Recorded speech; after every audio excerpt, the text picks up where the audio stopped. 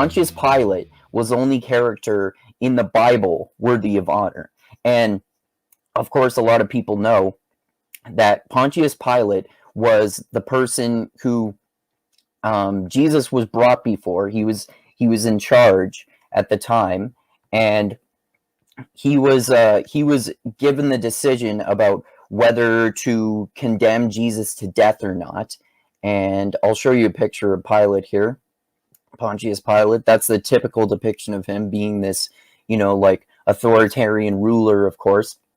And it's interesting. I didn't remember this until I just looked it up, because I read the Bible before, but I didn't remember this, that that Pilate initially, at least according to the Bible, apparently historical sources say that he was actually more authoritarian and ruthless than the way he is depicted in the Bible, which I think is interesting, because you would think it would be the opposite, and that the Bible would present Pilate as less favorably than history, right? Because you would think that they want to paint him as the villain and paint Jesus as the good guy. So I think that's interesting that in the Bible, Pilate exonerates Jesus at first, but then because the crowd overwhelmingly disapproves with this decision, he ends up condemning him to death after that, death by crucifixion, of course, which I think is really interesting, because it gets to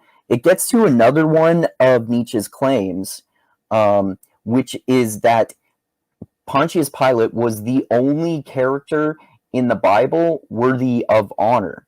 And I think that's a really interesting claim. And that's another one that I don't agree with, but again, I think it's really interesting, because it's kind of the claim that, no one else is as good of a person as Pilate.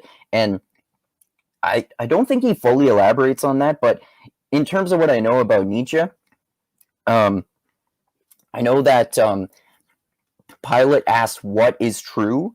So he's going into this philosophical investigation, and he actually, he exonerates Jesus, and then due to the will of the crowd, he changes his mind. So he's following the will of the people, right?